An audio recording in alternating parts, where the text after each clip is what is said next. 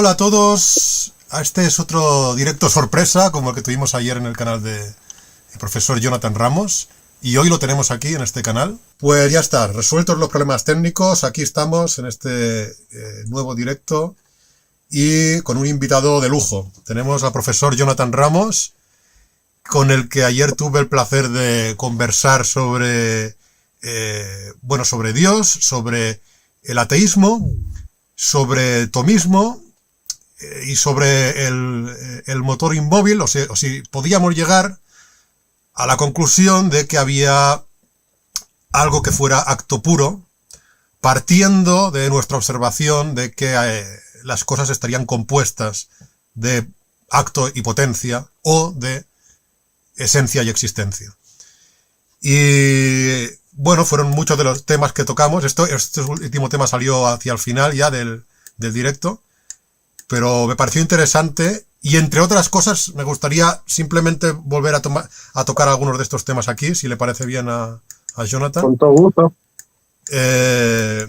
Y después, alguna otra cosa, si tenemos tiempo, también te querría preguntar, ya que tengo aquí a un filósofo, respecto a cuestiones relativas, ¿qué es lo que al fin y al cabo había detonado todo esto? Que es las cuestiones relativas a la manera en la que los gustavos-buenistas plantean esto del catolicismo. No sé si pudiste ver el vídeo que yo hice al respecto. Vos sabés que todavía no. Vale. Estoy seguro que cuando lo vea te voy a hacer un comentario porque, bueno, resulta interesante, ¿no? Lo que puedas decir. No sé qué tanto conoces del pensamiento de ellos, pero más que yo seguro. Bueno, sí, la verdad es que me he estado familiarizando, pero, o sea, libros de bueno he leído dos, uno que era el mito de la izquierda y otro que era bueno, hay uno que lo he ojeado, el de la fe del ateo. Pero... mira. Pero no, tendría que mirarlo bien ese.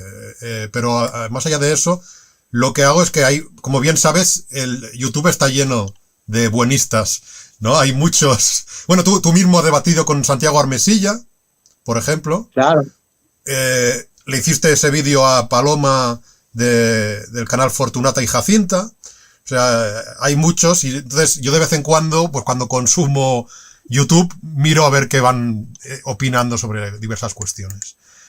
Pero antes de entrar en eso, a no ser que tú prefieras tocar algún otro tema o hablar de alguna otra cosa, me gustaría seguir comentando. No, todos los temas que vos propongas para mí son interesantes porque me imagino que no me vas a preguntar por el manual de la licuadora, entonces... No, de momento no. De momento no. Pero, no, sí, a ver, es que nos habíamos quedado en un punto en el que quizá yo acepto que quizá no, puede que yo no me expresase bien en algunas cuestiones, y por eso me gusta aclarar, porque me gusta, igual que a ti seguramente, intentar que las cosas queden lo más claras posibles, por mucho que en la filosofía es difícil, porque a veces, esto hay mucha gente que no lo comprende, pero tú seguramente lo tienes muy asumido, que es que en la filosofía se habla de empleando palabras que se refieren a cuestiones tan fundamentales que, para empezar, son palabras difíciles de definir, porque a veces no puedes definir bien una palabra que es muy, muy elemental y muy básica, como, no sé, la palabra ser o la palabra existir, este tipo de cuestiones, ¿no? Y hay... Claro, no sé, Heidegger escribió un libro entero para definir el ser y el tiempo, ¿no? Entonces, hay veces que usamos algunas palabras y yo quiero intentar ver si las estamos usando de la misma manera. Lo digo porque en el debate, aunque toda tu audiencia, prácticamente toda tu audiencia fue muy, muy cordial y muy participativa y comentaba cosas interesantes, algún comentario me ha llegado de que, bueno, es que como diciendo que había cuestiones que yo no entendía bien porque yo no entiendo bien pues los conceptos fundamentales del tomismo, cosa que puede ser cierta, o sea, puede ser que me falte, o sea, no lo niego, que yo tenga que seguir aprendiendo sobre el tomismo, pero es que hay cuestiones digamos, de malentendidos, o de que no tienen que ver tanto con el tomismo, sino con, a veces, la manera en que cada persona emplea ciertas palabras. Y me voy a explicar de forma muy precisa, porque hay una cosa que quiero que me aclares. Con todo gusto, con todo gusto. Por ejemplo, tú, Jonathan, en el debate que tuvimos ayer dijiste dos cosas. Dijiste, dijiste muchas cosas, pero entre ellas dijiste algo que has dicho otras veces, que es que Dios no existe, Dios es, y ya yo mismo en ese momento dije que esto es una expresión extraña para un teísta, y claro, y el uso de las palabras, el uso exacto que se hace de las palabras en una conversación filosófica es muy importante, porque se intenta usar con mucho rigor y con mucha precisión.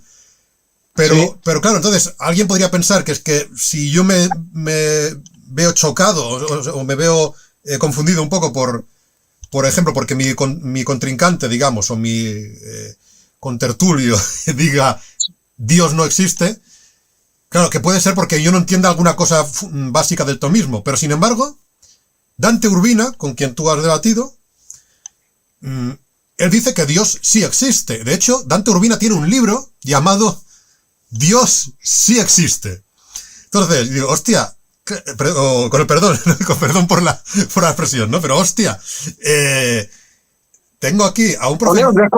Claro, digo, tengo aquí un profesor de filosofía claramente instruido, o sea, que conoce a fondo el tomismo. Y tenemos a Dante Urbina, que conoce también a fondo el tomismo, ha dado muestras de ello, ¿no? Y uno dice que Dios sí existe, o sea, para uno de ellos la afirmación Dios sí existe es verdadera, y para otro es verdadera la afirmación Dios no existe. O dicho de otra manera, es falsa la afirmación Dios sí existe. Claro, yo sé que en el fondo los dos decís que sois teístas, y además los dos sois tomistas en cierto modo, o seguís, para defender la existencia de Dios, seguís la doctrina de Tomás de Aquino. Sin embargo, estáis empleando de forma distinta palabras como existir o como Dios, o diferís en la idea de si Dios existe o no existe. Y ahora, antes de darte paso para aclarar estas cosas, otro ejemplo que se me ocurre. Os pregunté ayer a ti y a Néstor, del canal de teología, teólogo, no me acuerdo cómo era, Teólogo responde. Os pregunté, ¿Dios es una mente? En una situación en la que yo quería elaborar un argumento respecto a la idea de mente. Y tú dijiste que Dios no es una mente. Claro, por ejemplo, aquí Dante Urbina dice que Dios sí es una mente. Él dice que Dios es una mente espiritual. Entonces, claro, estáis usando el concepto mente de manera distinta. Y de hecho, ahora con perdón, y ahora esto me lo tendrás que aclarar tú, porque yo he mirado la Suma Teológica de Tomás de Aquino, claro, y por ejemplo, respecto a la cuestión de si Dios existe o no existe, como mínimo en la traducción al castellano de la que yo dispongo, Dante Urbina dice que Dios existe. Es decir, perdón, aquí ponemos aquí la imagen en pantalla, si quieres lo puedes ver en YouTube, si no ya te lo digo yo, sería cuestión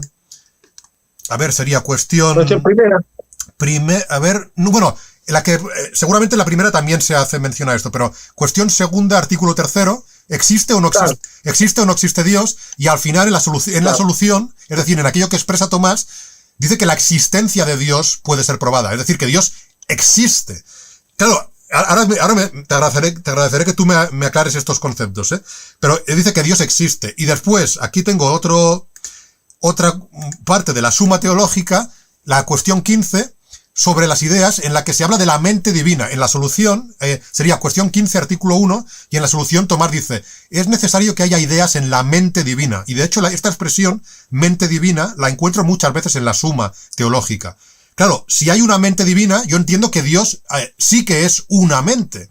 Claro, el otro día decíais, Dios no es una mente, pero si hay una mente divina, Dios es esa mente. No puede ser, ni siquiera puede ser que Dios tenga una mente, porque como no es compuesto, no es que Dios es una cosa y tiene otra cosa. Claro, Dios es totalmente. Entonces, totalmente. Claro, entonces, yo ya sé que esto no viene de que tú no conozcas el tomismo, evidentemente, porque tú eres un profesor de filosofía que incluso enseña estas cosas. Pero lo que quiero decir, y esto es para aclarar esto con respecto a algunos comentarios que recibo, es que a veces el uso de ciertos términos, como son tan elementales, puede ser confuso en estas conversaciones y hay que estar aclarando permanentemente qué se pretende decir cuando por ejemplo, cuando usas la palabra existe, tú dices que existir es un verbo que se usa para los entes y que Dios no es un ente, por lo tanto Dios no existe. Pero en la suma, en la traducción al castellano que yo tengo, dice que Dios sí existe. Entonces, este tipo de confusiones, ¿cómo las resuelves tú? Bien. Por un lado, en latín la palabra existencia no existe. Bien. La palabra latina es sum, de ese. Entonces, quid Deus sum, quid Deus esse, quid Deus est, sería, ¿no? Que Dios es. Entonces, hay una mala traducción del est como existir, ¿no? Por ejemplo, cogito ergo sum, pienso, luego soy. Algunos dicen pienso, luego existo. Sí. ¿Por qué reservamos, los que hacemos este tipo de metafísica, la palabra ser y no existencia? Bueno, yo te cuento un poco cómo viene a la mano. En el tomismo hay muchas escuelas, o sea, hay muchas maneras de interpretar el pensamiento de Santo Tomás. ¿Por qué?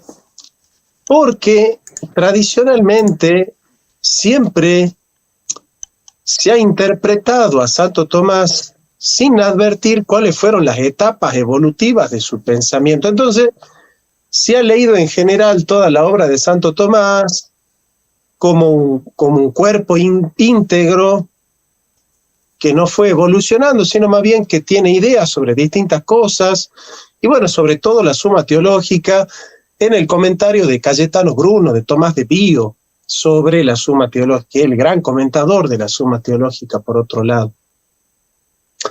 Pero siempre se ha leído a Santo Tomás desde la cópula esencia y existencia.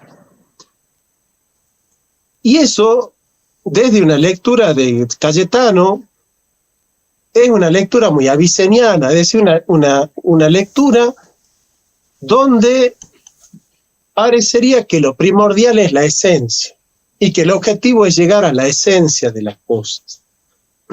Lo que en filosofía se llama el esencialismo aviceniano. En el siglo XX hubo un filósofo, un gran historiador de la filosofía que se llamaba Cornelio Fabro, que él, a partir de una lectura ya más histórica de los textos, se acercó a la edición crítica de los textos, que es a un latín que advierte cuáles son los papiros, cuáles son los palimpsestos, cuáles son las variantes textuales que fue habiendo en la reconstrucción o en la preservación de los textos. Y a partir de un análisis del texto crítico, él leyó a Santo Tomás desde la Suma contra los Gentiles, que es la suma filosófica de Santo Tomás, captando que en realidad la cópula del ente no es entre esencia y existencia, sino entre esencia y acto de ser, y que lo propio en Dios es el ser acto. Entonces, lo que va a descubrir Cornelio Fabro se llama el ese intensivo extensivo real, es decir, Dios es el acto de todo acto, y ese acto que es Dios habita y penetra todos los entes extensivamente. Ahí se habla de totus, y cada ente, todo el ente entero. Ahí se habla de omnis, totus y omnis, ¿no es cierto? O lo que en griego sería holon y pantas. Entonces, el ese intensivo es que todos los entes son, y el ese intensivo es que todo ente es, cada ente, todo el ente entero. No hay parte del ente que no sea, que no participe del acto de ser. Vale. Entonces, el acto de ser no es extrínseco a la esencia, sino que el acto de ser es lo más propio de la esencia. Con lo cual, no es posible hablar de esencia y acto de ser como dos sustancias distintas, sino que la esencia solo tiene sentido en función de ya haber sido penetrada por el acto de ser. Sí. Entonces, como resultado de que la esencia ya está participando del acto de ser, es que se da el fenómeno de la existencia. La existencia es estar en el espacio y en el tiempo. La palabra existencia, el prefijo ex significa hacia afuera, por ejemplo, extraer, extirpar, extranjero, extraño, extravagante, expulsar, extirpar, todo tiene que ver con hacia afuera. Entonces, existire significa stare, estar, ex hacia afuera, estar hacia afuera. ¿Hacia afuera de qué? Estar arrojado al espacio y al tiempo, lo que en metafísica sería estar en el mundo, o Heidegger diría ser en el mundo. Entonces, existir es ser en el mundo, es estar efectivamente arrojado a la positividad del espacio y del tiempo. Entonces, es en ese sentido que nosotros decimos Dios es, en el sentido de que en Dios hay una identidad entre la esencia y su ser está en acto puro. Entonces, es ser puro.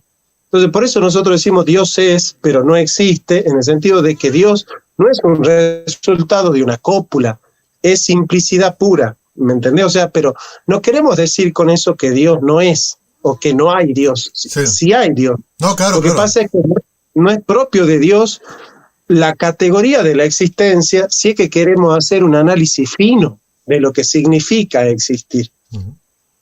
Sí, no, claro, tú dirías que aquello que existe es aquello que participa del ser, ¿no? O serían los ilemórficos que ocupan un espacio en un lugar concreto, ¿no? Pero no...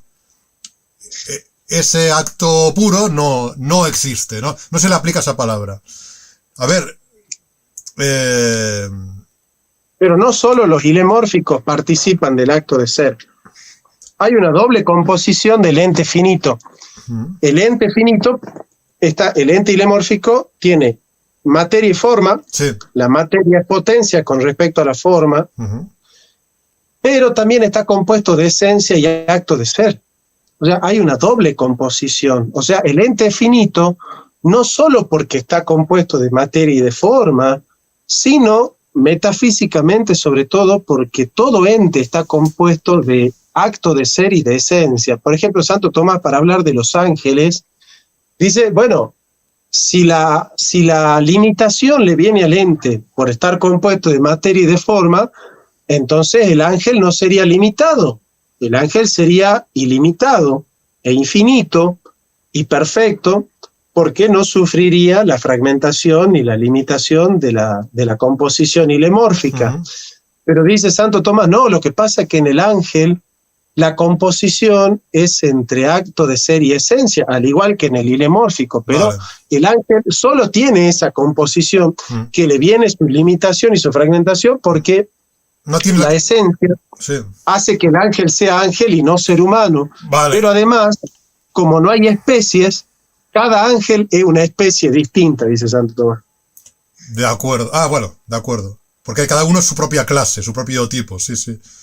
Claro, porque no es que la misma especie habita en cuerpos distintos, como no tienen cuerpo, cada ángel es una especie distinta y tiene una jerarquía distinta. Vale, claro, esto para aclararlo. Entonces, en lugar de haber dicho que los que existen son los ilemórficos, que es aquellos que están compuestos de materia y forma, diríamos que lo que existen son los seres compuestos, o que son contingentes, ya sea los que están compuestos de esencia y existencia, como sería este caso de entidades inmateriales como los ángeles, o otros entes como los entes materiales que están compuestos de esencia y existencia y también de materia y forma. ¿De acuerdo?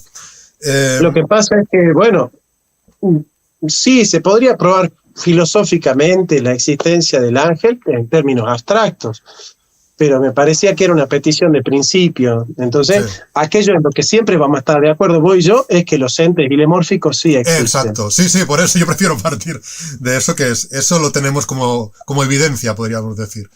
Claro.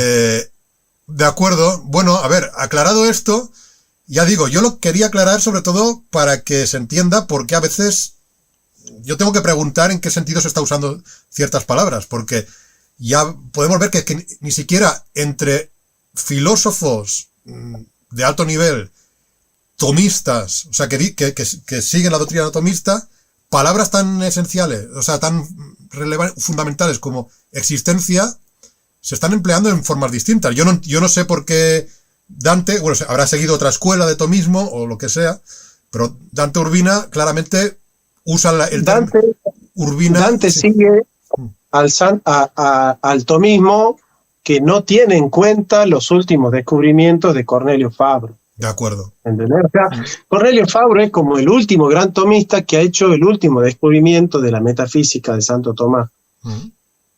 Hay otros que son más conservadores y que siguen a Garrigou-Lagrange, siguen a otros tomistas como Gilson, como Maritain, pero sobre todo Gilson y Garrigou-Lagrange, que son los tomistas esencialistas que hablan de la cópula esencia y existencia. En general, cada vez que un tomista te hable de esencia y existencia, no tiene una traducción crítica, no tiene acceso al texto crítico. Esa es una de las características de aquellos que utilizan ese tipo de cópula. Y segundo, no incorporaron la novedad del S extensivo intensivo real. Vale. Entonces, por ejemplo, Agustín Echeverría y Enric, ellos siguen a Garrigou-Lagrange, o sea, son tomistas esencialistas. Agustín Echeverría conoce a Fabro, pero no lo acepta. En cambio, Dante Urbina no lo conoce a Cornelio Fabro, entonces él está en un tomismo del siglo XX. En cambio, Cornelio Fabro es ya de un tomismo más contemporáneo. Del siglo XXI. Para que digan que el tomismo es anticuado, ¿no? Que hay tomismo del siglo XXI. ¿No? Claro. En el sentido de que se ha releído de otra manera y es la manera en la que hoy ya los tomistas en su gran mayoría aceptan el legado de Santo Tomás, es no desconocer a Cornelio Fabro, ¿me entendés? De acuerdo. Como por ejemplo, seguir hoy a Aristóteles sin estudiar a Piero Bang, a Enrico Berti, a Franco Volpi, a Evelyn, o al mismo Owen, no tiene sentido, ¿viste? No tiene sentido. Es como decir, no, mirá, yo sigo el Aristóteles de Bernard Jäger. Bueno, vos decís, sí, pero es un Aristóteles ya. O yo sigo el Aristóteles de Franz Brentano, del siglo XIX. Bueno, ese es un Aristóteles que ya está superado. ¿Entendés? Entonces todos los filósofos tienen lecturas. ¿Ves? Vos decís, yo sigo, qué sé yo, el Nietzsche de Heidegger o el de Eugen Fink. ¿Viste? Entonces, o el Kant de Cassirer, o el Kant de Heidegger, o el Kant de Deleuze. Entonces, bueno, en la filosofía siempre se juega con esas cosas, ¿viste? Entendido. Pues, bueno, aclarado esto, continuando un poco con lo que comentábamos ayer, nos habíamos quedado un poco en la cuestión en la que tú me habías iniciado preguntando si yo consideraba que lo que observábamos en la realidad estuviera compuesto de potencia y acto. Evidentemente aquí, pues, nos tocaba entender qué entendíamos por composición, pero aclarado que si entendemos que si podemos llamar como compuesto de potencia y acto a un ser o una cosa, una entidad que pues esté dotada de tenga una sustancia, existe una sustancia,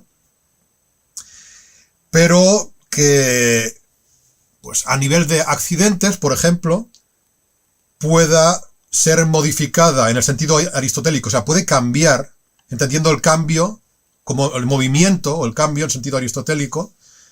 En ese sentido, lo que observamos estaría compuesto de potencia y acto. O sea, ahora estoy yendo a la primera vía atomista, por ejemplo. Bueno, que sería sí, dime. Pero no es la composición no va por ahí. La de potencia y acto, sí. Claro, la composición, potencia y acto es doble. Por un lado, los entes que están compuestos, todos los entes, por ser entes, están compuestos de est y de quod est. O sea, pero eso de es, ser. eso es esencia y existencia. Y de, Eso es esencia y acto de ser. eso es esencia y acto de ser. Claro, yo Eso es no estoy hablando de la composición esencia y acto de ser, que es la que dices que tendrían, por ejemplo, no, pero, hipotéticamente los ángeles, sino la de los... pero, no, claro, pero para escuchame porque vos escuchá este desarrollo. Sí. Todos los entes ilemórficos y las formas puras están compuestos de acto de ser y esencia. Todos. De acuerdo, sí. Por estar compuestos de acto de ser y de esencia, todos los entes están compuestos de potencia y acto. ¿En qué sentido? En que la esencia, con respecto al acto de ser, es potencia. ¿En qué sentido? No en el sentido de que haya una esencia que está esperando el turno de existir, como si la existe, o como si el acto de ser adviene a la esencia ad extra, digamos, sino de que aun cuando el acto de ser es lo más propio de la esencia, porque no puedo yo pensar, ni puedo yo concebir una esencia al margen de que esa esencia sea, es decir, cuando yo pienso en una forma pura, la pienso como siendo forma pura, es decir, ya está en el modo del acto de ser. Ciertamente, la distinción formal hace que, evidentemente, nos damos cuenta que ninguna de las cosas que existen en la realidad existen de manera necesaria. Son contingentes, es decir, pueden como no pueden existir. Podrían existir como no. Entonces, eso significa contingente. Puede ser como no. Entonces, al tener la contingencia de fondo, claramente la esencia no es necesaria. Al no ser necesaria, al no ser necesario el acto de ser en la esencia, porque podría no existir. Podría no existir. Entonces, se dice, es potencia con respecto al acto. El acto hace que aquello que es en potencia sea en acto. Por ejemplo, yo tengo acá un árbol con una madera. Bueno, esa madera puede convertirse en guitarra. La potencia de la madera está en que tiene la posibilidad de convertirse en guitarra. Ahora, no va a pasar de ser guitarra en potencia a ser guitarra en acto, sino por un ser en acto. Nada pasa de potencia a acto, sino por un ser en acto. Entonces, se dice, es potencia esa madera con respecto al acto, porque todavía no tiene la realidad de la forma. La puede recibir. Siempre que aparece la materia, nunca aparece la materia pura. O sea, la materia prima, como materia pura, es una noción metafísica. Pero nosotros nunca nos topamos con la materia pura. Nos topamos con la materia en forma de piedra, en forma de vaso, en forma de silla, en forma de pared, en forma de mueble, de árbol, de perro, de gato. O sea, siempre aparece ya la materia informada, que es la materia segunda. Pero, haciendo una distinción formal, nos damos cuenta que como la materia siempre aparece al modo de la forma sustancial, es potencia con respecto a la forma sustancial. La forma sustancial no solo actualiza el acto de la materia, sino que además actualiza la esencia de la materia, hace que la materia exista y que sea lo que es. En ese sentido, todo ente que está compuesto de esencia y acto de ser, está compuesto de potencia y acto. Y esa composición de potencia y acto que tiene todo ente, hace que el ente sea finito y que no sea la causa primera, porque la causa primera no puede estar compuesta de esencia y acto, porque si estuviese compuesta de esencia y acto, entonces es móvil, tiene la posibilidad de actualizar sus potencias, y actualizar la potencia es moverse, y moverse es perfeccionarse. Y todo ente es perfectible en función de que no es perfecto. Si la primera causa es móvil, porque puede actualizar una potencia, porque está compuesta de potencia y acto, necesita un ser en acto que actualice esa potencia. Entonces, al no poder remontarse al infinito, se dice, bueno, tiene que haber, por fuerza de necesidad, que haya un primer acto que sea acto puro, que no esté compuesto de potencia y acto, y que él sea el que actualiza toda esa gama de movimientos de potencia y acto que sostiene toda la serie. ¿Por qué digamos, uno? ¿no? ¿Por qué? Porque si fuesen dos, no sabríamos entonces cuál de los dos es el más perfecto. O sea, si uno es el más perfecto, porque la perfección implica totalidad. Entonces, la causa primera tiene que ser causa total de todos los entes y de todo el ente todo entero.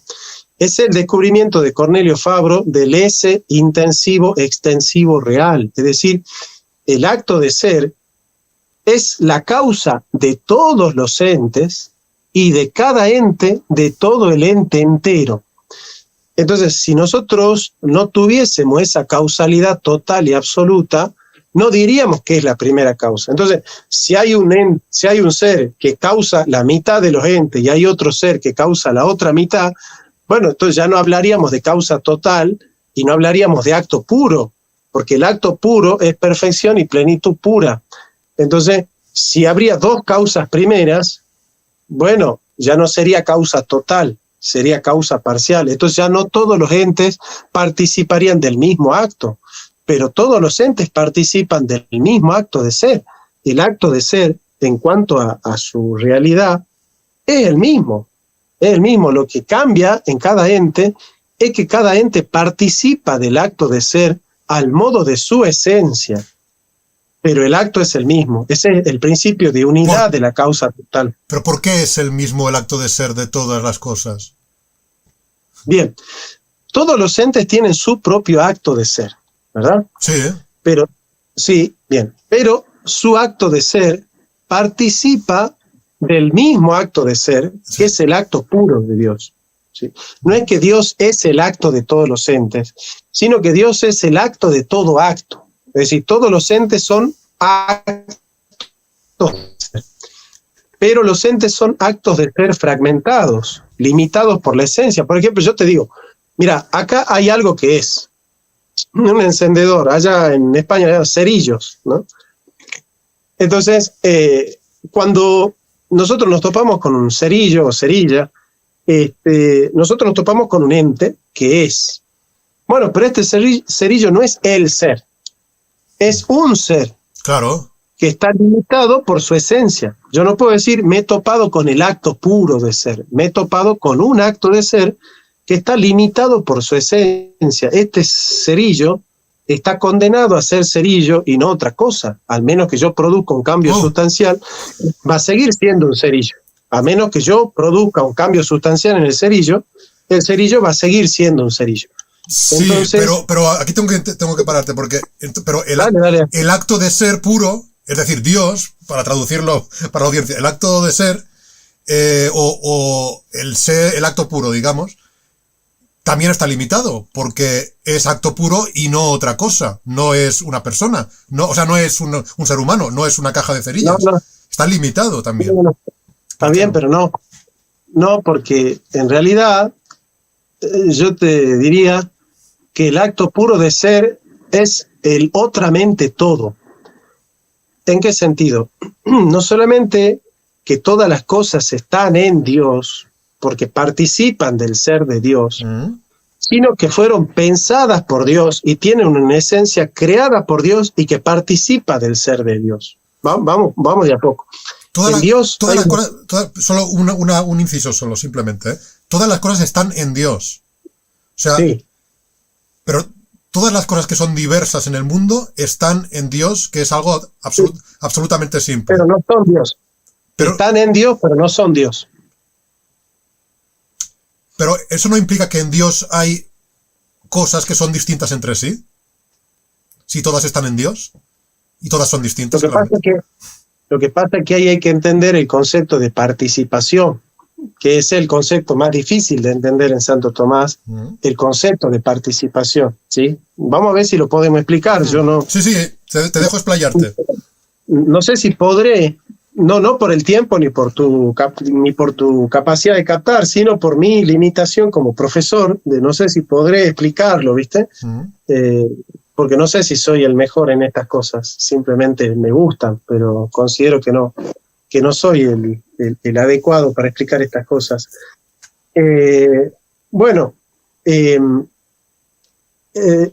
Dios tiene todas las perfecciones suyas, las tiene en acto puro. Las perfecciones de los entes son perfecciones dadas por Dios y que participan del ser de Dios. Entonces, hay una doble forma en la cual participan del ser de Dios. La primera es que son causadas por Dios. O sea, todas las cosas tienen una esencia que fue dada por Dios. Dios tiene una triple entendimiento. O sea, no es que Dios tiene tres entendimientos, sino que hay tres maneras en las cuales el entendimiento divino funciona. La ciencia de pura inteligencia es la ciencia a través de la cual Dios conoce todas las cosas que Él ha creado.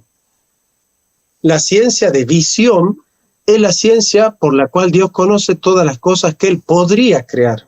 O sea, Él conoce su potencia creadora.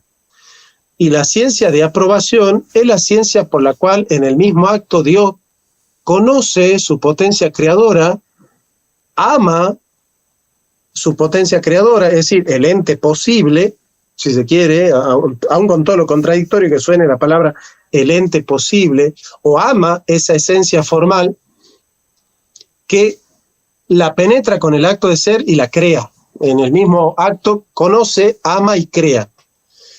Entonces, el fundamento de que Dios participa el ser en su potencia creadora, es decir, Él conoce, por ejemplo, la idea de ser humano, la tiene en la mente. San Agustín le llama pensamiento seminal. Dios concibe la idea de hombre, de ser humano en la mente. Pero, como está solamente en la mente de Dios, la idea de ser humano en la mente de Dios es Dios mismo. Al ser una idea de Dios, es Dios mismo. Entonces, Él decide exteriorizar esa idea y ponerla en su propio acto, darle a esa esencia que existe en Dios un acto que sea propio de esa esencia, que tenga una relativa autonomía con respecto a Dios. Entonces, esa esencia que ya tiene su propio acto de ser porque Dios la ha creado. Crear es darle una relativa autonomía al ente. Entonces, esa realidad que tiene ya sustancial, esa esencia en su propia sustancialidad, en su propia subsistencia, bueno, esa subsistencia del ente es relativa y no absoluta. ¿En qué sentido la subsistencia del ente es relativa y no absoluta? Es subsistencia porque existe en sí mismo, pero existe en sí mismo al modo de la participación. Es decir, es una subsistencia que participa de un ser que subsiste por sí mismo. Entonces, la subsistencia del ente es ab alio, significa es en otro. En cambio, la subsistencia de Dios es en sí misma. Por eso Dios es el ese per se subsisten. Es el ser que subsiste por sí mismo. En cambio, el ente es el ese per se ab alio, es el ente que subsiste por otro. Entonces, hay ser que subsiste por sí mismo, que es Dios, y ser que subsiste por otro. Aunque no es accidente de Dios, es subsistencia, pero es una subsistencia relativa. En función de eso, el ente participa del ser de Dios de dos maneras. Primero, porque fue creado por Dios, su esencia fue dada por Dios, esa es la participación esencial, y la participación actual es que el ente existe porque participa del acto puro de ser que es Dios. Si Dios no existiera como acto puro de ser, no podría participar esa perfección actual en todos los actos de los entes. Entonces, esa participación hace que el ente esté penetrado por Dios en el sentido de que Dios, por participar su acto de ser, es lo más propio del ente. Es lo más propio del ente. ¿Por qué es lo más propio del ente? Porque el ente es, pero es en el seno de participar del acto de ser de Dios. Entonces se dice, la predicación del ser es analógica porque se predica en Dios por esencia y en el ente por participación. El modo de ser del ente es ser por participación. El modo de ser de Dios es ser por esencia. Entonces, la participación consiste en que el ente por participación es porque está tomando parte del ser que es por esencia. Esa relación de participación hace que la predicabilidad del ser se predique de una manera en el ente y de otra manera en el acto puro de ser que Dios. El ser por participación, o sea, el ente por participación, como una persona, un ser humano, por ejemplo, es porque está tomando parte del ser que es por esencia, que es Dios. Así, absolutamente, así tal cual. Pero esto implica que Dios tiene partes, ¿Por qué decís eso? porque está tomando parte de él. Por lo tanto, tiene partes. Ah, bueno, te estás tomando literal eso de tomar parte. Es No, que tengo que manejar las palabras que estás usando para poder... Es que, claro, sí, ¿no? sí. No, Por, sí. por eso. No te digo que me estás tejiendo una trampa, No, sino que, claro, te tomaste en serio la palabra tomar parte, claro. Es No, decir, pero cuidado. No, la tomo en serio porque yo realmente entiendo que el concepto de participación implica que aquello que es participado, en cierto modo, sea plural. Es decir, que en cierto modo contenga cierta pluralidad diversa de cosas, de manera que los que participan puedan tomar algo concreto y no otra cosa de aquello de lo que participan. O sea, no lo digo tampoco por jugar con las palabras, sino porque realmente el concepto de participación, a mi juicio, siempre ha implicado una suerte de complejidad de la supuesta esencia divina o de la cosa de la que se está participando. claro, todas las perfecciones en Dios son Dios mismo. Exacto, sí. Todas las perfecciones en Dios son Dios mismo, porque son actos puros, no las tiene, sino que Él es todas esas perfecciones. En ese sentido, todas las perfecciones en Él están en acto puro.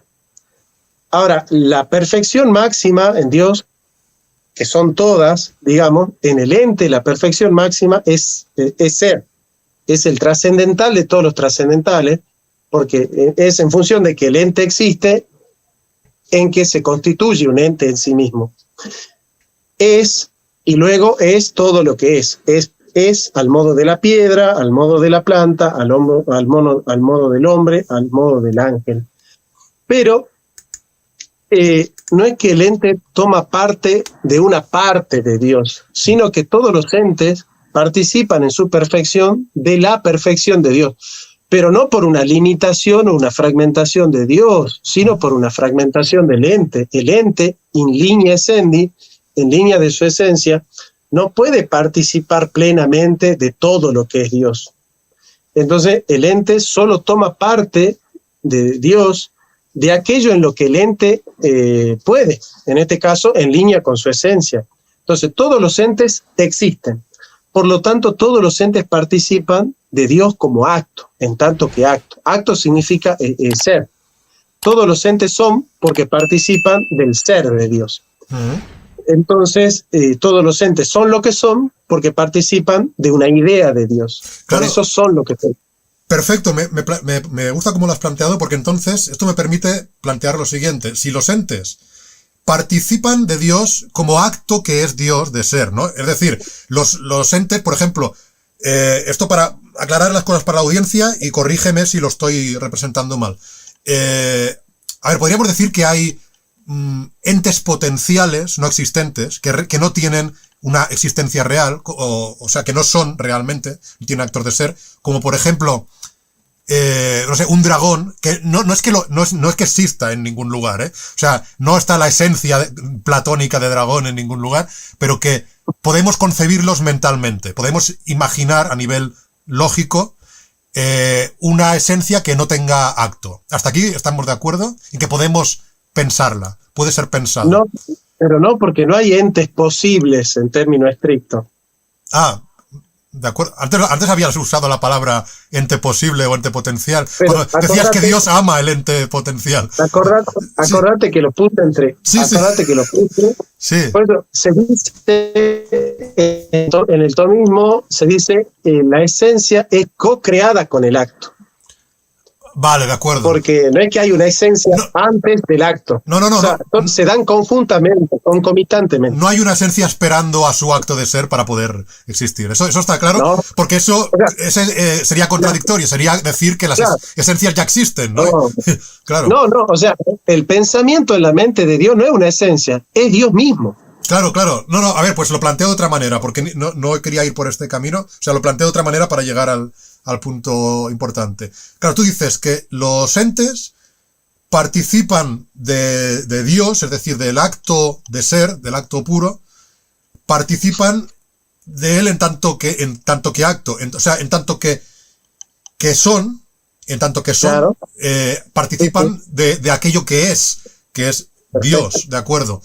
Pero claro, entonces, perfecto. eso explicaría que en su participación, en la participación de una entidad cualquiera, el hecho de que tenga presencia real, digamos, ¿no? De que sea, eso le vendría por su participación de Dios. Pero su esencia también dices que le viene de Dios, en cierto modo, ¿no? Claro, claro. Pero ahí está el No es problema. pensado. Ahí está el problema. Es que si solo dijeras que participan del mismo acto de ser, que es Dios, o sea, por ejemplo, el caballo, el perro y el rinoceronte participan del acto, o sea, como son entes existentes, están participando del acto de ser, que es Dios, los tres. Vale, participan de una misma cosa única, que es el acto de ser, pero sus esencias son distintas. Y si me dices que esas esencias que son distintas las han tomado también de Dios, eso implica que en Dios hay cosas distintas, que están también esas esencias distintas. O sea, siempre volvemos a la pluralidad fundamental y negamos ese monismo fundamental, porque claro, las esencias no es la misma la esencia de caballo ni la de rinoceronte. Eso, y tú más dices que la esencia no es algo que está ya existiendo y esperando a que Dios le dote de acto de ser. O sea que toda la pluralidad diversa de esencias no es algo que ya está existiendo de antes en el mundo etéreo de las ideas. Y tú dices, pues ¿dónde están? Están en Dios las esencias. Pero si son distintas, eso implica que Dios tiene cosas distintas. O sea, si no... Entiendo, Vale, ahí está el problema. entiendo a dónde vas. Claro, vos me decís, si todos los entes son diversos en línea de su esencia y participan en su esencia también de algo que está en Dios, ¿por qué afirmás la diversidad en el ente, pero sin embargo negás la diversidad en Dios? Entonces estás negando vos mismo con esa idea la participación. ¿Eso me está diciendo? Sí. Bueno, mirá, lo que pasa es que todas las perfecciones son tenidas en el ente al modo del ente, al modo del ente del que estamos hablando o al modo de la sustancia en el que estamos hablando, ¿no? Por eso el ser se dice de muchas maneras, pero siempre según la sustancia.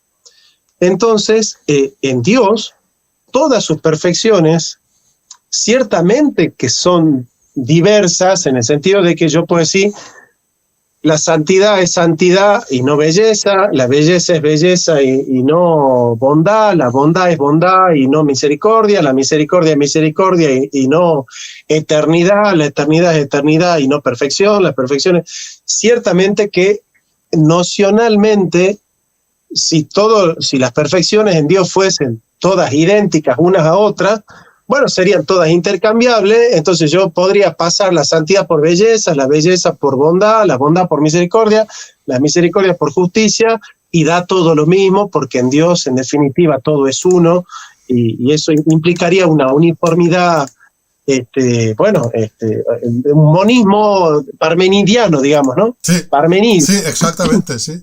Sí, sí. Entonces, yo te diría que la simplicidad y la unidad de Dios no viene de la mano de que Él no tiene muchas perfecciones. La simplicidad de Dios se da en que Él no está compuesto de esencia y acto de ser. No es que acto de ser y esencia en Él son dos cosas distintas. No hay algo por lo cual Dios sea y hay otra cosa por la cual Dios sea lo que es. En el ente sí son dos coprincipios diferentes, dos coprincipios metafísicos que se unen en su realidad sustancial. Perfecto. En el caso de Dios, esencia y acto de ser se identifican. Entonces, por más que todas las perfecciones son lógicamente distintas, en Dios participan del acto puro de ser. No es que participan, perdón, no participan del acto puro de ser, sino que son Dios mismo, son ese acto puro de ser. Entonces, ahí está el problema. Vos me decís, bueno, si todas las perfecciones en Dios son su propio acto de ser, bueno, ¿por qué no son indistintas? ¿Por qué hay que hacer distinciones si en definitiva todas participan del ser de Dios, digamos, ¿no? eso no implica también una pluralidad.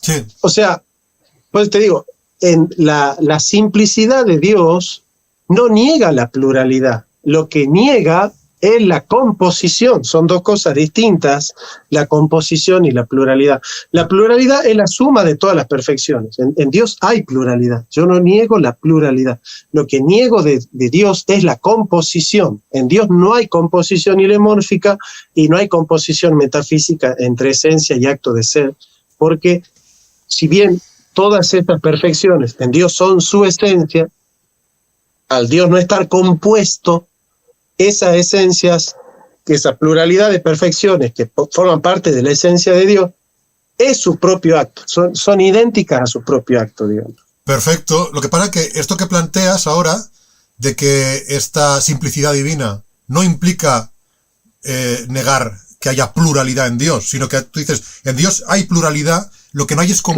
no hay composición entre esencia y acto de ser. Pero entonces esto me lleva a concluir que entonces hay una pluralidad en la que no hay distinción entre esencia y acto de ser. Es decir, hay una pluralidad que es fundamental, ¿de acuerdo?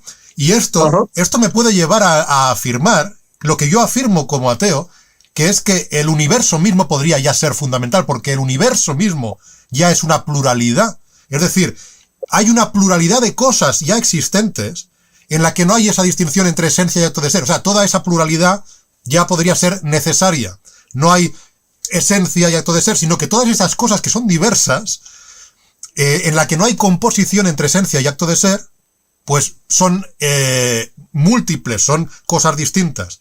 Esto, o sea, para el tomista, en principio, yo creo que esto supone un problema porque el tomista tiene que dirigirse hacia la unicidad para afirmar que hay una cosa, digamos, que es Dios, o ese acto puro de ser. Pero claro, si ese acto puro de ser es plural, pues yo digo que ese acto puro de ser es el universo mismo.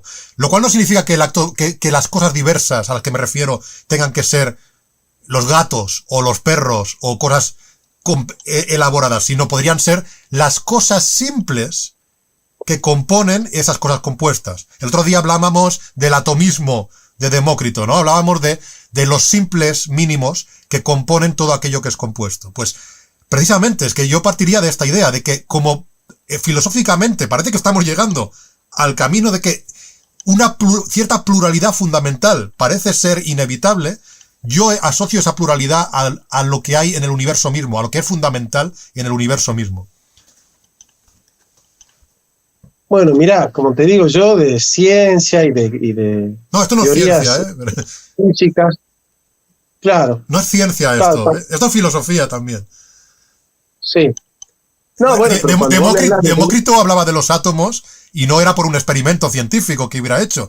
Demócrito hablaba, pues, a nivel de que tenía que haber, pues, algo indivisible, pues, por ejemplo, a nivel filosófico, si las cosas que están compuestas, pero no a nivel de composición tomista, a nivel de composición de materia, de esencia y acto de ser, o de acto y potencia, sino a nivel de composición, digamos, de construcción, ¿no? Por ejemplo, una casa es la composición de varios ladrillos, ¿de acuerdo?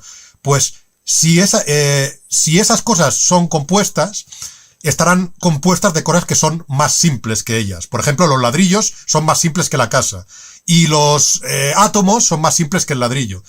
Filosóficamente, para evitar una regresión al infinito, podríamos decir que que en algún momento tenemos que llegar a simples fundamentales, a cosas que ya no sean divisibles, porque si no, en tanto que desde el tomismo, te hablo filosóficamente en todo momento, no científicamente, desde el tomismo, aquello que es compuesto es ontológicamente dependiente de sus partes, frase que ha dicho literalmente, por ejemplo, Agustín Echevarría, como filósofo tomista que es, pues entonces, para no crear una cadena de dependencia infinita, que además sería jerárquica, pues tenemos que llegar a cosas que sean absolutamente simples. Da igual que, no tenemos que ponernos científicos, no tenemos que decir que son los quarks o los fermiones, da igual. El caso es que tenemos que llegar a cosas simples en la naturaleza, que sean muchas, claro, que sean muchas. No multiplicar los entes de manera innecesaria. Pero es que es necesaria. la multiplicación. O sea, no, o sea, este pluralismo no es gratuito para mí. Es el es Occam, cuando afirma la navaja de Occam, lo que dice no es no multipliquéis nunca los entes o las causas. Lo que dice es no las multipliquéis, como dices tú, de forma innecesaria. Eso significa que si un pluralismo tiene un mayor poder explicativo que una simplicidad o que una unicidad, entonces se adopta se tornaría necesario, claro. Claro, claro, exacto. A mi juicio, este pluralismo tiene mayor nivel explicativo, sí. Yo sí te entiendo, y creo que vos también me entendés a mí, entonces la charla fluye mejor, porque aunque no estamos de acuerdo, yo entiendo lo que vos decís y vos entendés lo que yo digo.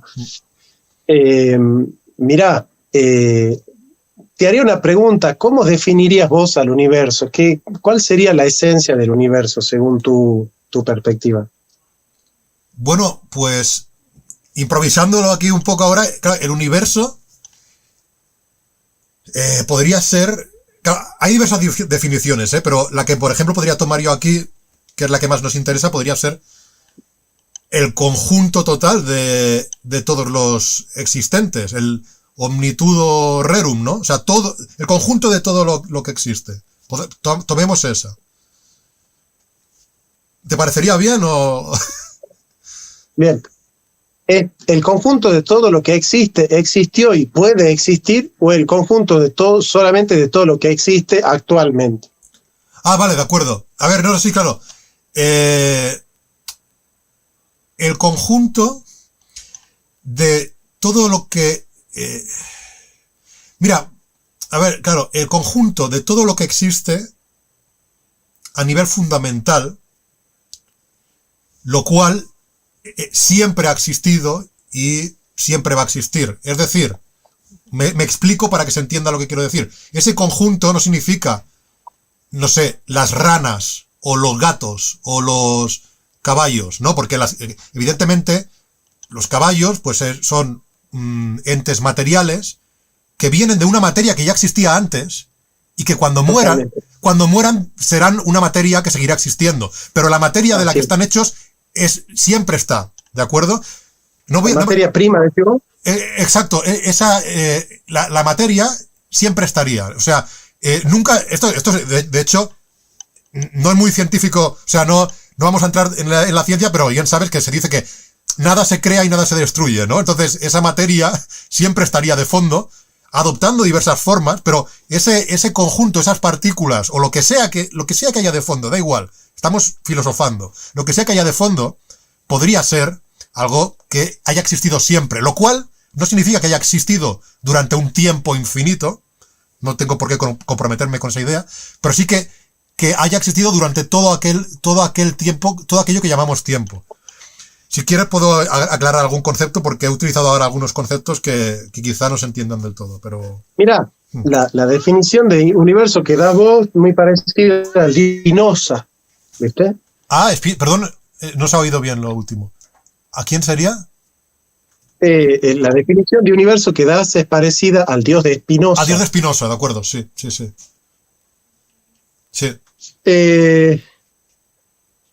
Ahora, este universo del que vos hablás, ¿es acto puro de ser o está en potencia de ser algo más? Aplicando el vocabulario tomista, yo diría que es... o sea, cada uno de los simples es acto puro de ser, porque no puede ser otra cosa que lo que es, porque no podría dejar de ser, o sea, habría existido durante todo el tiempo. Es necesario. Sí, digamos que cada partícula en sí misma, cada pequeño componente es necesario. Lo que no es necesario son las construcciones que van generando esas partículas, que esas partículas no cambian intrínsecamente, como pasa con los átomos de Demócrito, pero pueden adoptar posiciones relativas diversas entre sí, ¿no? Pero cada partícula, pues no sería necesaria, como dices tú, sería acto de ser. Sí. ¿Y ese universo es móvil o inmóvil? El universo total es móvil, es decir, cambia. Sí, el universo total. A no ¿Y ser- sí. hacia dónde cambia? ¿Perdón? ¿Hacia qué cambia? Bueno, a ver, no quiero entrar en cuestiones científicas. Digamos que hay. Bueno, mira, sigamos por el camino filosófico tomista. Digamos que ¿Qué es hay. el cambio? ¿Qué es Perdón. el cambio para vos? Cuando vos decís el universo cambia, ¿qué es el cambio? El cambio sería. A ver, siguiendo con nuestro vocabulario, sería el paso de la potencia al acto, por ejemplo, ¿no? O sea, Bueno, esa es la definición de cambio de Aristóteles y Santo Tomás. sí, pero sí, Y sí. para vos, o sea, para vos el universo pasa de potencia a acto. Bueno, a ver, por ejemplo, en este momento, digamos que las partículas del universo, todo el contenido del universo, está en cierta disposición y en un momento posterior está en otra posición distinta. Podría entenderse eso como un paso de potencia, o sea, Sí, ¿no? De que ahora mismo todo el universo está, por ejemplo, ahora mismo, no sé, ahora mismo es de noche, porque la Tierra está ocupando, ¿no? Está en cierta posición respecto al Sol, y después será de día, por ejemplo. Entonces, Ok. sí, entonces sí hay movimiento que es paso de la potencia al acto en el sentido ese de la rotación, la traslación, la ubicación, la posición, la pasión. sí, sí. Ok. Entonces, el universo no es acto puro de ser, como dijiste hace rato, ¿o sí? El universo, cada uno de los componentes del universo es acto puro de ser, pero es una pluralidad de actos puros. No es un acto puro. O sea, hemos dicho que es plural. O sea, intrínsecamente cada uno es acto puro, porque intrínsecamente esas unidades mínimas no cambian. Lo que cambia son sus relaciones entre sí. Las relaciones de posición o de cualquier Pero a ver, otra cosa. Sí. pará, es que ahí me estás cambiando la noción de acto puro. Mm. Acto puro, en metafísica al menos, es que no está compuesto de acto y de potencia. Pero vos acá me estás hablando de que son actos puros que están compuestos de potencia. Entonces, estás cambiando la noción de acto. ¿Por qué Ahí. digo que están compuestos de potencia? ¿Por qué dices que estoy diciendo que esas partículas están compuestas? Yo he dicho el universo como conjunto de todos ellos, pero cada una de ellas no cambia. Cambia extrínsecamente, pero no intrínsecamente. Pero es que eso es lo mismo que se dice de Dios, por parte de los tomistas.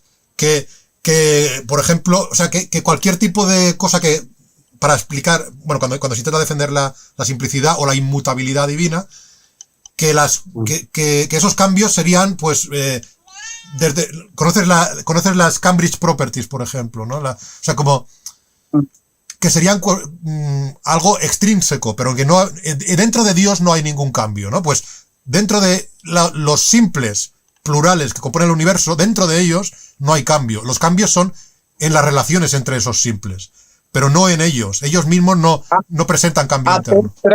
Ad extra sí hay cambios, pero no ad intra. Exacto, sí. Por ejemplo, una partícula se mueve respecto a la otra, pero dentro de la partícula no hay ningún cambio, ni dentro de la otra, sino que, o sea, cada una es acto puro, pero lo que van cambiando son las relaciones entre ellas. Pero, o sea, lo que es mutable es el conjunto, pero cada una de las ¿Y cosas...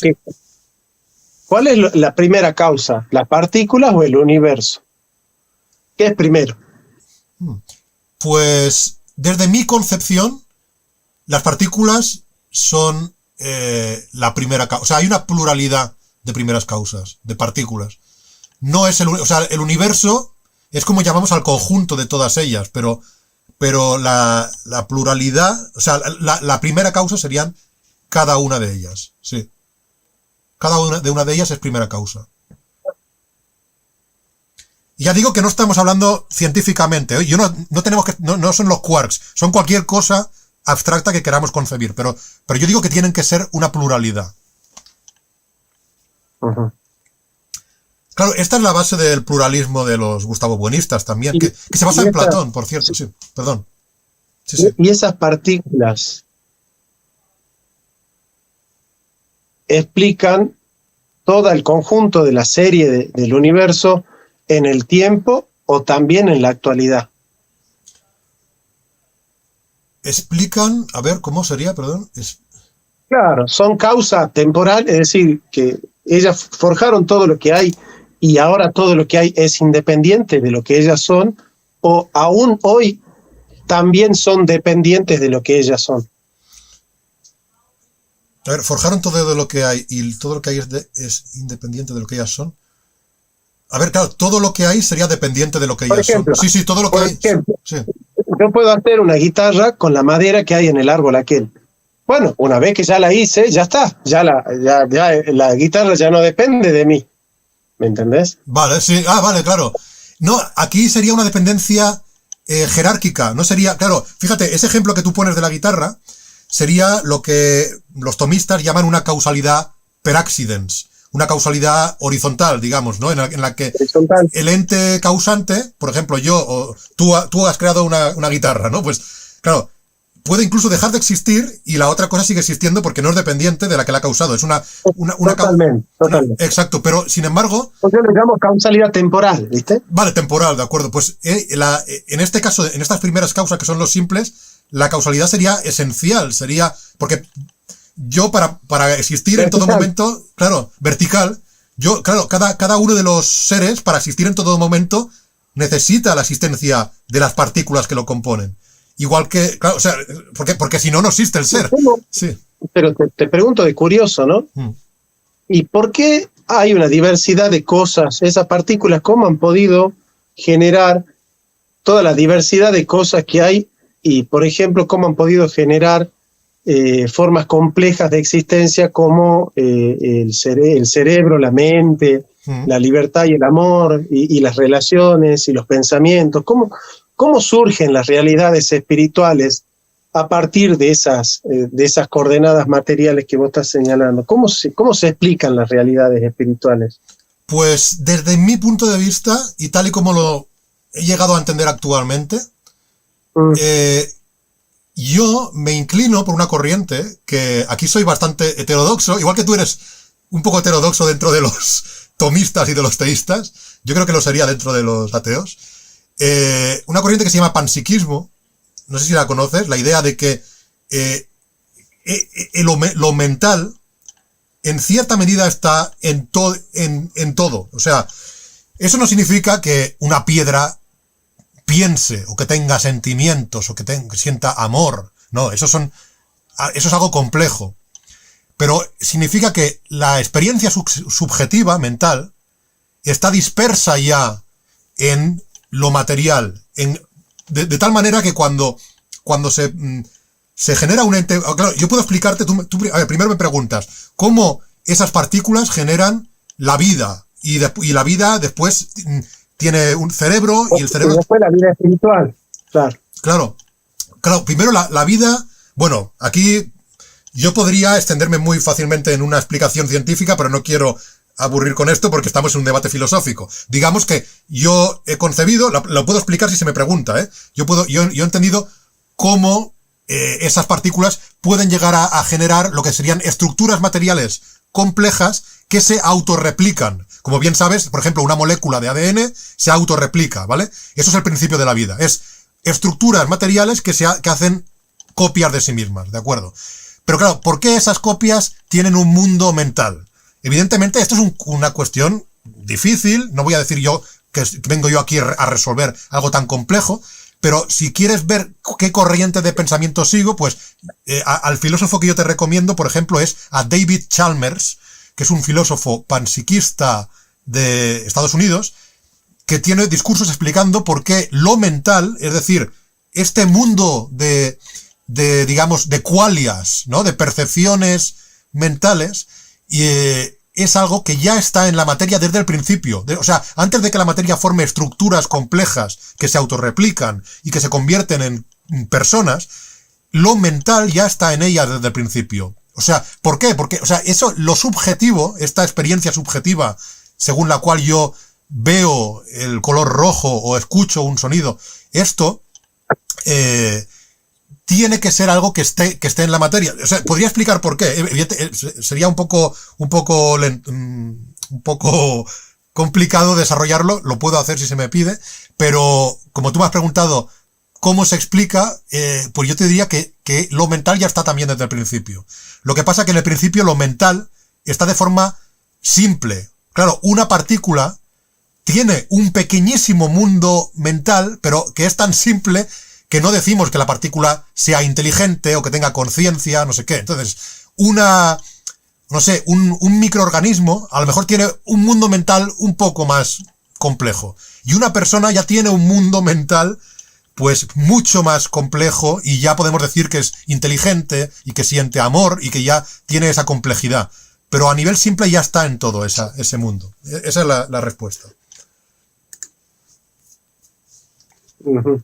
Claro.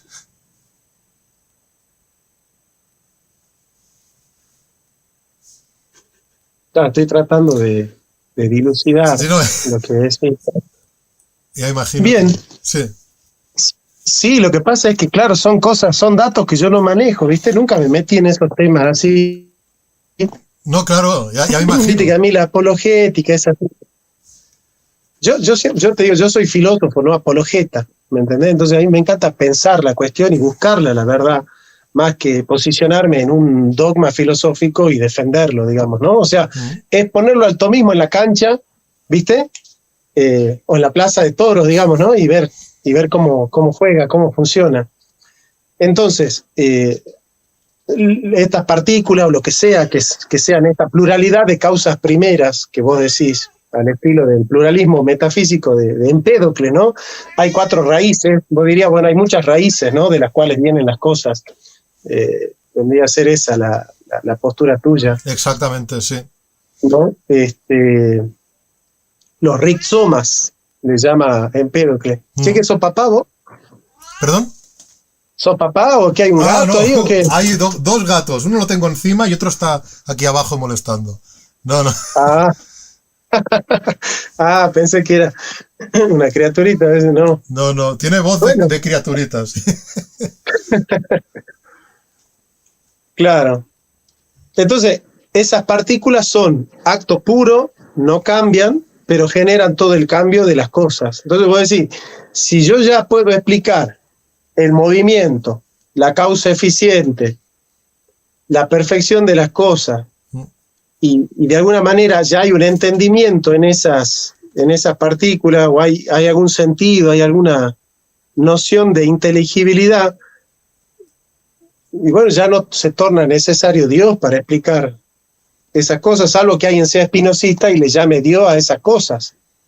Claro. Así. Sí, yo siempre he pensado que esa concepción espinosista nunca me ha convencido, porque siempre me ha parecido que es llamar teísmo a una forma de ateísmo. O sea, ese panteísmo espinosista es llamarle Dios a la realidad misma, a todo lo que ya existe. Entonces, yo cuando entiendo que alguien es teísta, pues entiendo que se está refiriendo a algo radicalmente distinto del universo o de la realidad que observamos y que es eso lo que está afirmando. No está afirmando que el universo mismo existe y que le pone el nombre Dios. Claro, yo entiendo que se refieren a este tipo de cosas que afirmáis los tomistas, que se refieren a un ser inmutable, a un ser simple, que es causante de todo lo demás. Por eso, entonces, siempre me he alejado mucho del espinosismo. Yo. Y todo el universo existe de manera necesaria. ¿Era necesario que el universo aparezca? Yo he oscilado respecto a esto, pero yo diría que sí, que podría entenderse que es necesario, especialmente desde el tomismo, o sea, pero no tomándolo para complacer a los tomistas, sino porque me parece que es una filosofía que tiene puntos interesantes.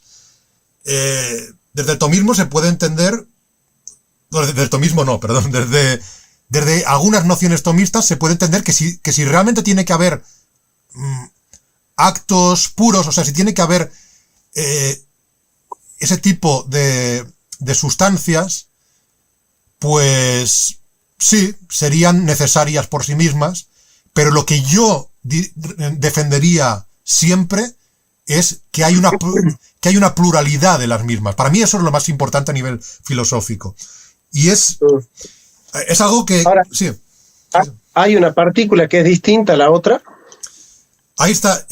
Sí, yo creo que tiene que haber diferencias esenciales entre las partículas y que por lo tanto hay algún punto en esta cuestión de la esencia y existencia en la que yo tengo que decir que, bueno, si quieres, sigue preguntándome a partir, tú me dices, ¿una partícula es distinta a la otra? Yo te digo que sí, que es distinta a la otra, sí.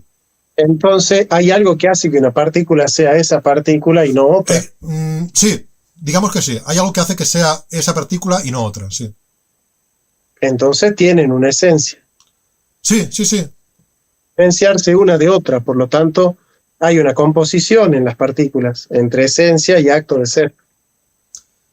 En ese sentido en el que los tomistas entenderéis composición, sí, hay una composición entre esencia y acto de ser. O sea, porque la partícula es... Entonces, estas partículas no son acto puro, son entes compuestos.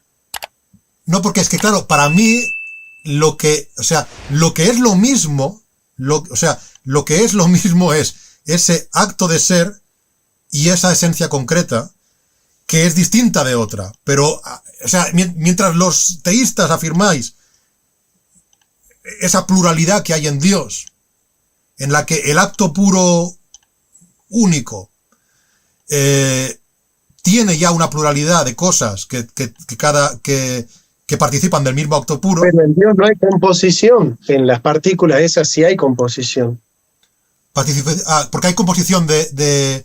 bueno, pues mira, podríamos formularlo en la manera que como hacemos con Dios, ¿no? O sea, podríamos decir que yo puedo decir tranquilamente que no hay composición, pero que hay pluralidad. O sea, no hay composición entre acto entre acto de ser y esencia, pero hay una pluralidad en el universo. Pero me acabas de decir que hay algo que hace que una partícula sea esa partícula y no otra. Sí, pero es que Jonathan, pero Jonathan, ese problema lo tienes tú también con Dios, porque en Dios están todas las esencias que son diferentes y hay algo que hace que una esencia sea esa esencia y no otra. O sea que en Dios hay diferencias. En Dios ya tienes una... No, porque no es que en Dios hay muchas esencias. No es que en Dios hay muchas esencias. Pues entonces volveríamos al problema que hemos planteado inicialmente. Porque lo único que hace, mira, ¿qué es lo que hace que Dios sea Dios y no otra cosa? Dios mismo. Entonces no hay esencia por un lado y Dios por otro lado, porque lo que hace que Dios sea Dios es Dios mismo. Ahora, si vos me decís, ¿qué es lo que hace que esa partícula sea esa partícula y no la otra partícula? Entonces te pregunto, ¿dónde está aquello que hace que esa partícula sea esa partícula y no la otra? Sí, pero tú dices, lo que hace que Dios ¿Cuál es la causa? ¿Cuál es la causa de que una partícula sea esa partícula y no otra partícula? ¿Cuál es la causa de que Dios sea Dios y no otra cosa? Dios. Pues la partícula. Bueno, pero si entonces si cada partícula es la causa, sí. Claro, que cada partícula se causa a sí misma, pero hace que una partícula sea distinta a la otra, cada partícula tiene una esencia distinta a la otra. Si cada partícula se causa a sí misma, cada partícula tiene una esencia distinta a la otra. Sí. Pero no... Entonces, en la partícula hay una composición. En la partícula... Pero, a ver, en Dios hay... Es que no veo la diferencia entre ¿por Dios qué vos querés? Pero vos querés siempre ir a Dios antes de quedarte en donde estamos. Vale, vale. Hablemos de la partícula. Sí, hablemos de la partícula. Vale, perfecto, hablemos de la partícula. Hay una composición, sigamos. Entre esencia y acto de ser. Sí. Entonces no me podés decir que la partícula es acto puro. O sea, o es acto puro y no hay composición, o hay composición y no es acto puro. En metafísica no podés afirmar las dos cosas al mismo tiempo. O es acto puro y no hay composición, o hay composición y no es acto puro. Claro. Después vemos en Dios si hay problema o no, pero metafísicamente vos me tenés que reconocer que la composición niega el acto puro y el acto puro niega la composición, porque acto puro significa acto no potenciado. Eso es acto puro. Pero a ver, si por ejemplo, siguiendo con las partículas, Porque si el acto puede ser otra cosa, ya o hay algo que hace que el acto sea eso, pero no otra cosa, entonces no es acto puro, porque ese acto ya está participando de otra cosa. No puede participar de sí mismo porque él está limitado por su esencia. No es acto puro, es acto al modo de su esencia. En ese caso, esa partícula es un acto al modo de esa partícula. Pero ¿por qué? Si hay algo que hace que esa partícula sea esa partícula y no otra partícula, hay algo que le pertenece a esta partícula y no a la otra, hay algo que le pertenece a la otra y no a esta y no a aquella, y a aquella y no a la otra. Entonces, de alguna manera, ¿por qué entonces vos decís que cada una de ellas es acto puro, si cada una de ellas es un acto que está limitado por su modo de ser, que es su esencia? Eso es lo que te digo. ¿Por qué yo digo que cada una es acto puro? Claro, vos dijiste que todas esas partículas son acto puro. Y vos decís porque no cambian, porque según tu idea de acto puro, ser acto puro es no cambiar. Sí, pues lo digo porque hemos concordado que hay una pluralidad de actos puros. Por eso. No, yo nunca te concedí. Por eso yo lo único que te hago es preguntar. Bueno, o que hay, da igual, para mí es lo mismo, o que hay un acto puro que es plural. Ya está. Hay un solo acto puro que es plural. Sí. Del cual participan todos los entes. ¿Hay un solo acto puro que es plural? Del cual participan todos los entes, porque si no, no sería... Sí. No podría explicar la existencia de los entes. De acuerdo, digamos que sí. Pero llamémoslo, como es plural, lo llamamos universo. Porque la pluralidad ya está dada directamente. No es simple y después, de alguna manera incomprensible, surge la pluralidad. La pluralidad ya entonces, está ahí. ¿El universo es causa de las partículas o la partícula es causa del universo? Porque dijiste, no, el universo es efecto de las partículas que son la causa. ¿Sí? Bien. Pero claro, entonces no hay una unidad compuesta de una pluralidad, porque vos decís, esa unidad es el universo. Bueno, pero si el universo es efecto de esa pluralidad, no puede ser el conjunto de esa pluralidad, porque entonces el universo estaba antes del universo. Si el universo es efecto de la pluralidad, no puede ser el conjunto de la pluralidad. Claro. Claro, sino ¿de dónde viene el universo? De sí mismo. No, el universo no viene de ningún lugar. El universo existe. Pero vos dijiste hace rato que las partículas generaron el universo, que las partículas son primero que el universo. No es que lo generaron, es que lo componen y son causa en ese sentido vertical. No es que las partículas temporalmente... Bueno, pero si son causa en el sentido vertical, es porque el universo viene de las partículas, de alguna manera. Bueno, viene en el sentido de composición, no en el sentido de causación eficiente. O sea, las partículas... Claro, en el sentido en el que los tomistas, de hecho, creo que habláis de causa, de que los componentes de algo que es compuesto son causa. Santo Tomás tiene un libro sobre la eternidad del mundo, no sé si conoces. Él sostiene, por el tema de Calam, ¿viste? Que él dice, aun si nosotros aceptásemos que el universo nunca comenzó, de todas maneras Dios seguiría existiendo. Vale, porque de la cuarta vía, él dice, porque el universo es lo que es, ¿no es cierto? Pero seguiría estando compuesto de esencia y acto puro. Perdón, sería estando compuesto de esencia y acto de ser, porque estaría compuesto por materia y forma y por acto de ser y esencia. O sea, hay algo por el cual materialmente el universo es potenciado y metafísicamente potenciado in linea essendi. Entonces, sí o sí, todas las cosas que están en potencia porque hay un movimiento y nada pasa de potencia a acto sino por un ser en acto. Entonces, en esa premisa metafísica se torna necesario que haya un acto primero, que sea acto puro y no acto y potencia. Cuando vos me hablas de las partículas, vos me decís que la partícula tiene acto y potencia, y me decís que el universo tiene acto y potencia. Entonces, de alguna manera, metafísicamente, hay que buscar un acto puro que sea causa de todos los entes que están compuestos de potencia y acto. Un acto puro que sea causa de todos los entes que están compuestos de potencia y acto. Claro, ¿cuál sería para vos en el universo ese acto puro que no tiene esencia, que no está compuesto de esencia? Que es acto puro de ser. O sea, entendiendo bien lo que es acto puro de ser, ¿no? Que no tiene esencia es una frase que, a mi juicio, no... que no tiene composición. Que no tiene composición. Que no tiene composición. Claro, Dios no está compuesto porque no es que Dios puede ser. Claro, pero yo no... Dios es. Claro, pero no pudo no ser. Tú no dirías que Dios no dirías que Dios no tiene esencia. No tiene esencia. Pero ¿no dices que los compuestos participan de la esencia divina? ¿O no lo decís algunos tomistas? Está bien, pero no es que él tiene la esencia, él es su propia esencia. Todas esas cosas no son algo que están en él como un añadido, sino que son su propia realidad. Y no podría ser... Son su propia realidad. Claro, vale, pero si algo puede ser su propia esencia, ¿no podría ser que algo X fuera su propia esencia X y algo Y fuera su propia esencia Y?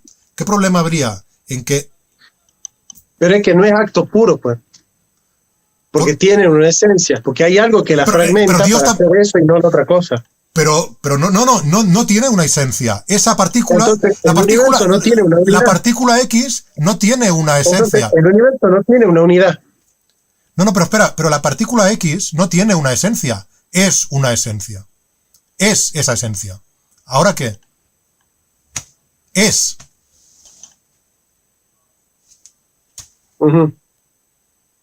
Pero sin embargo está fragmentada, porque no es todo. Es esa partícula. Dios tampoco es todo. Dios no es yo. Dios no es yo. Sí. Dios. Sí, soy Dios. Soy Dios. No, yo no. Dios está limitado. ¿Dios soy yo? No, claro, porque vos estás en Dios. O sea, tu ser participa del ser de Dios. Yo estoy en Dios. O sea, yo soy algo que compone a Dios. ¿En qué sentido yo estoy en Dios? Es que hay que tener que entender la participación. La participación no es que vos formás parte del ser de Dios, sino que tu ser participa del ser de Dios. Pero la participación no es extrínseca, es intrínseca. O sea, tu ser participa de lo más propio de Dios. O sea, lo más propio de Dios está en lo más propio tuyo, que es tu propio acto de ser. Sí, pero bueno... Y en cada parte tuya, ¿no? En toda tu esencia, en toda tu existencia, está la plenitud de Dios. Al modo de tuyo, al modo del ser humano. Claro, pero a ver, es que tú me dices, una partícula no puede ser acto puro porque tiene composición de esencia y acto de ser. Yo te digo, no es porque la partícula no tiene esencia. Que claro, tú dices, no, es que Dios no tiene esencia. Claro, a mí me ha sorprendido porque yo digo, ¿cómo que Dios no tiene esencia si estamos todo el rato diciendo que los seres, los entes, participan de la esencia divina? Dice, no, porque Dios no tiene esencia, sino que es esa esencia. Vale, yo digo, pues ahora yo digo que la partícula X es la esencia X, y la partícula Y es la esencia Y. Tú dices, pero entonces la partícula está limitada, porque si es la esencia X, no es otra cosa. Es la esencia X y no es cualquier otra cosa. Vale. Yo digo, yo entiendo que vos me decís, hay algo que hace que Dios sea Dios y no otra cosa. Sí, de hecho, este es otro argumento de los buenistas, porque es contra la infinitud, ¿no? Como que Dios está limitado por la existencia de las cosas que no son Dios. Es decir, hay un límite a ese supuesto infinito divino, porque... Esa idea de Hegel, en realidad. Sí, lo sé, y hay otros filósofos actuales que siguen desarrollándola. Pero hay los seres, los entes, ¿no? Como no son Dios, entonces Dios no es ciertas cosas. O sea, Dios tiene ciertos límites. Hay cosas que Dios no es. por eso digo, no veo... Es que, a ver, es que ahí te explico eso, porque se me acaba la batería. Sí. Todo lo que hay en el ente, toda perfección que hay en el ente, está en Dios. Por su esencia, porque forma parte de la mente de Dios como idea o como ciencia de pura inteligencia, o ciencia de visión, o ciencia de aprobación, porque existe y por lo tanto toda la plenitud del ente participa del ser de Dios. Entonces no hay nada en el ente que esté fuera de Dios. Lo que pasa es que la perfección de Dios en Dios es acto puro. La perfección de ser en el ente es participación. Entonces no podemos decir que hay una perfección en el ente que está fuera de Dios. Dios es en sí mismo todo y en el ente todo, pero de otra manera. En sí mismo por esencia y en el ente por participación. Entonces yo defino a Dios como el otramente todo. En sí mismo es todo, en plenitud de su acto, y en las cosas como causa y por participación. Pero esa manera de razonar que yo tengo en Dios, no la podés hacer con las partículas, porque entonces, digamos, esta partícula sería causa, no sería causa total. Esta partícula sería causa de un aspecto, otra de otro aspecto, otra de otro aspecto y otra de otro aspecto, pero resulta que de todas maneras seguiría habiendo la composición metafísica de esencia y acto de ser. En Dios no. En Dios no, porque Dios lo es todo. Lo es todo. Todas las plenitudes están en Dios sustancialmente en sí mismo como plenitud del acto en la cosa como participación del mismo acto. Y por eso hay una unidad en el universo, porque todos los entes participan del mismo acto de ser. Vos me tendrías que explicar cómo es que yo, ¿de cuál partícula participo? ¿De la primera, de la segunda, de la tercera o de la cuarta? ¿O yo participo en parte de la primera, en parte de la segunda, en parte de la tercera y en parte de la cuarta? De muchas, claro. ¿De cuántas? De tantas como compongan aquello que llamas yo. O sea que yo participo de todas las partículas que están en mí. Sí. Y no estamos hablando de protones, estamos hablando de simples, sí. De todo lo simple que te compone a ti como entidad compuesta, participas, sí. Claro, lo que pasa es que las partículas están compuestas de esencia y acto puro. No podés decir que son acto puro. El problema es que no podés explicar la causalidad eficiente si no tenés un acto puro, porque no hay nada pasa de potencia en acto, sino por un ser en acto. Ahora, el movimiento de existencia implica que todo el conjunto de potencias y actos, que son los entes, están en la actualidad ahora sostenidas ¿en qué? En un ente que está compuesto de esencia y acto, de esencia y acto, de esencia y acto. Entonces, todos los entes, en el fondo, participan de otro ente.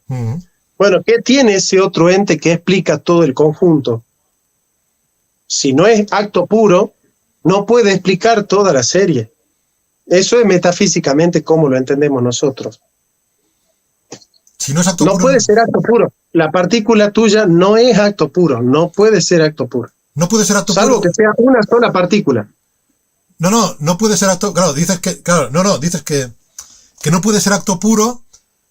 Por eso, bueno, claro. no quiero volver a repetir el ciclo porque caeríamos en un bucle, ¿no? Yo creo que la gente de la audiencia ya ha entendido nuestro punto de discrepancia. Tú dices que no puede ser la partícula, no puede ser acto puro porque está compuesta de esencia y acto de ser, a diferencia de Dios, que no está compuesto de esencia y acto de ser, sino que es su esencia. Y yo digo que la partícula, claro, la partícula es, yo podría afirmar que es su esencia, y que otra partícula diferente es otra esencia, y lo es, y por lo tanto no hay composición. Pero ninguna partícula lo es todo. No, claro, es que, bueno, no quiero volver al ciclo, pero para mí la afirmación que haces, Dios lo es todo, yo creo que sería de entrada polémica para muchos teístas, incluso algún tomista. No me importa. No, me parece perfecto que no te importe, lo digo porque claro, de entrada, o sea, yo creo que es una afirmación problemática, porque ya sé que tú, creo que tú no lo afirmas como un espinosista, como Dios lo es todo. No. Pero claro, estás diciendo... Yo te digo, por eso te digo. Pero estás diciendo... No es totalmente el otro, sino el otramente todo. No, claro, pero por eso, Jonathan, tú estás diciendo... Claro, es que igual que antes decías Dios no existe, o ahora dices Dios lo es todo, claro, estas son formulaciones que son problemáticas según cómo entendemos el uso de las palabras, ¿no? Porque Dios lo es todo, lo primero que se me ocurre es el panteísmo. Pero ya sé que tú no vas por ese camino. No, porque no hay identidad, hay participación, hay semejanza, pero no identidad entre las cosas y Dios. Hay semejanza, pero no identidad. Claro. Porque cada cosa... ¿Por qué? Porque el ser se predica en Dios por esencia y en las cosas por participación. Sí, pero claro, hay semejanza ¿en qué aspecto? En que cada cosa participa de algo que hay en Dios. De lo mismo. Cada cosa... Bueno, es que es una... No quiero volver a este bucle. Esto ya lo hemos hablado. Antes hemos hablado de que cada cosa participa en cuanto tiene cada cosa tiene composición de esencia y acto de ser, cada cosa participaría de Dios en lo que concierne al acto de ser, porque Dios es el acto puro. Pero tendríamos el problema de dónde salen las esencias que son diversas, que son plurales. Si también salen de Dios, hay una pluralidad ya en el propio Dios, que Dios ya lo es todo. O sea, que ya tenemos una pluralidad de entrada, igual que el universo. Que nunca se ha negado la pluralidad en Dios. No, bueno, tú no. Los tomistas con los que yo siempre he debatido siempre me han negado la pluralidad en Dios. De hecho... Es que una cosa es la composición y otra cosa es la pluralidad. No, pero fíjate, San Anselmo, ya sé que San Anselmo no es tomista, o sea, no, pero es otro teísta clásico. Él decía que no hay que afirmar, que hay que afirmar la simplicidad divina, porque si fuera compuesto sería múltiple y diverso de sí mismo. O sea, que él quería negar la multiplicidad. No, pero diverso significa otro que sí mismo. Sí. Pero no en el sentido. Claro. Che, vale. Bueno, sigamos otro día.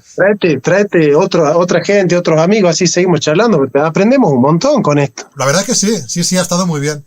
Y la verdad aprendemos un montón. Y la verdad es que pero ponete a leer un poco de Cornelio Fabro y de metafísica esta que te digo yo. Vale, bueno, yo te invito a que tú leas sobre Pasame después los libros que vos lees.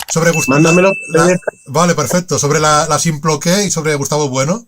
Porque es la manera en la que ellos afirman la pluralidad fundamental. ¿Vale? Lo toma de Platón, ¿no? Sí, de Platón, exacto, del sofista de Platón. Perfecto, sí. Muy bien. Bueno, sí, me meto con los buenistas estos. Muy bien, pues seguimos. Sí, qué lindo que hablar con vos, es muy ilustrativo. Aparte, me hace acordar mucho a los diálogos de Platón, la manera que tenemos de llevarlo a cabo. Pues sí, ha estado muy bien. Bueno, pues un saludo a todos. ¿Aprendés también o no? ¿Perdón? Aprendés también de metafísica, aunque sea. Hombre, claro. Pero sin duda, hombre, si eres profesor, ¿cómo no voy a aprender? ¿Cómo no voy a aprender? Sí, sería una frustración, por lo menos no enseñar.